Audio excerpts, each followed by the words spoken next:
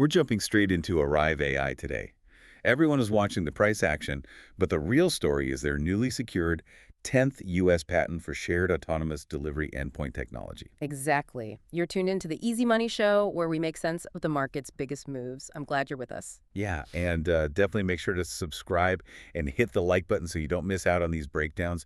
So our mission for you today is to really figure out why this obscure, I mean, heavily distressed tech infrastructure company just suddenly exploded by 33% overnight. Right, it's a massive move. It is. I mean, we're talking about Arrive AI here. Mhm. And to really grasp why shares violently gapped up to $1.42 in extended trading on April 8th, 2026, you really had to look at the raw context first. Yeah, the sheer brutality of the sell-off that came right before it. Exactly. I mean, they suffered a 76% drop over 120 days.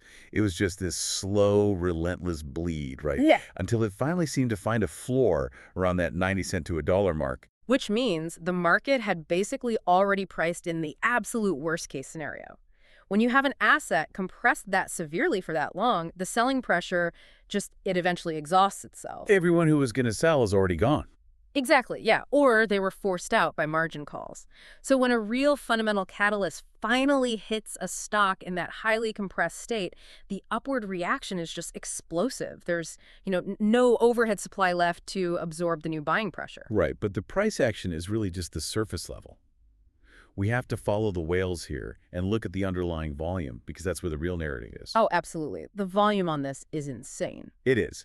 Normally, they trade a tiny average volume of around 6.38 million shares. I mean, they fly completely under the radar for most people. Hmm. But during this recent breakout, we saw them trade 360 million shares.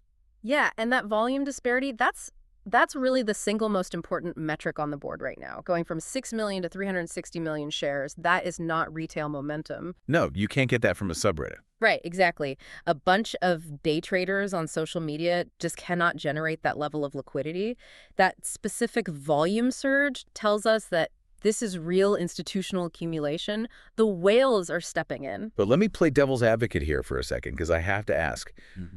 Are they just another company trying to build delivery drones in a crowded market dominated by logistics giants? No, and see, that's the thing. That fundamental misunderstanding is honestly why the stock bled out for 4 months in the first place. People assumed they were trying to, out-engineer massive logistics companies with a better flying drone. But they're not.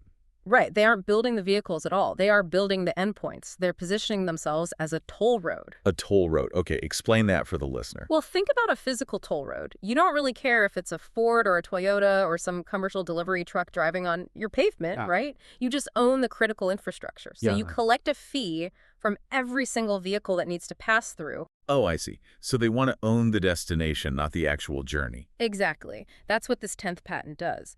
By securing that patent for shared autonomous delivery endpoints, which they call Arrive points, they're basically locking down the destination legally. Which is a huge market to lock down. I mean, we're talking about a total addressable market of, $3.2 billion targeted by 2030? 3.2 billion, yeah. It's massive. And they've already got a proof of concept going. Right, the Peachtree Corners pilot program. Exactly, down in Georgia.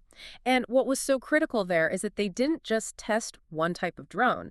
They successfully integrated both aerial drones and terrestrial sidewalk robots into the exact same open platform. Wow, okay. So it's totally agnostic to the type of vehicle. Yes, and that agnosticism is everything, because once a city adopts this infrastructure, the network effect takes over. Think about it. A city isn't going to let 5 different companies install 5 different proprietary mailboxes on every sidewalk. Amazon gets one box, Uber gets another. Yeah. It would be a mess. Yeah. Exactly. Planners will demand a single standardized platform. And if Arrive AI gets their Arrive points in the ground first, the switching costs for competitors become impossibly high. So they basically create a monopoly on the final few feet of the delivery chain. Right, and that's why the stock went crazy. The current lack of earnings was already priced in down at 90 cents. So the bar for a positive valuation re-rating was incredibly low. Okay, but looking at the flip side, a $3.2 billion target market sounds great, but it takes serious cash to build a toll road. We have to look at the liquidity crisis they're facing right now. Yeah, the balance sheet is definitely where the bull case hits a wall. They are in a very high capital expenditure, pre-revenue phase, Right. And let's break down those raw numbers for the listener because it's pretty stark. Right now, their EBITDA is at negative $1.57 million. which makes sense, due to heavy administrative and R&D costs, but still. But still, yeah. And here's the scary part. They only have $816,000 in cash reserves stacked against $5 million in current liabilities. It's tight, very tight. I mean, sure, total assets are at $9.7 million, but if they have less than $1 million in the bank and a massive burn rate, how do they keep the lights on through the end of the year? That is the million-dollar question, literally, because competing against these logistics Goliaths, even just on the infrastructure side, is incredibly expensive. Management knows they're running out of runway. So what do? Do they use this sudden 33% stock surge to raise capital? Almost certainly. When you get a massive pop like this, management will likely use it to execute an ATM and at-the-market offering, or maybe a PIPE, which is a private placement. And for the listener who might be new to this, an ATM basically means the company creates new shares and sells them directly into the market, right? Exactly. And a PIPE is similar, but they sell a block of shares privately to institutions.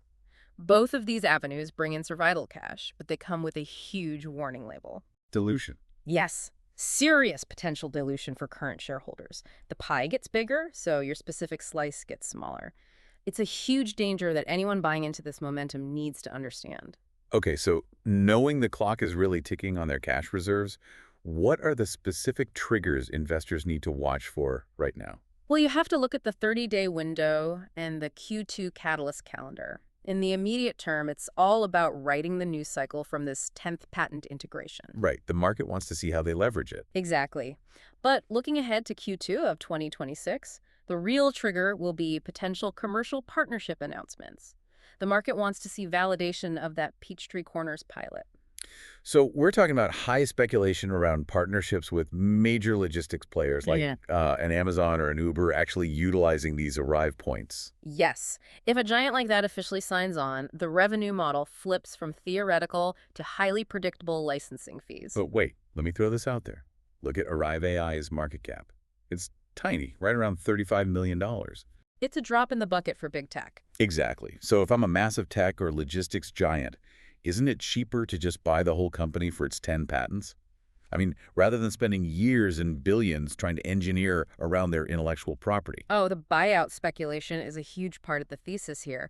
For a mega cap company, buying Arrive AI for, say, 100% premium would cost nothing. They instantly get the IP moat and all the proprietary data. Plus, we have to factor in the macro winds right now.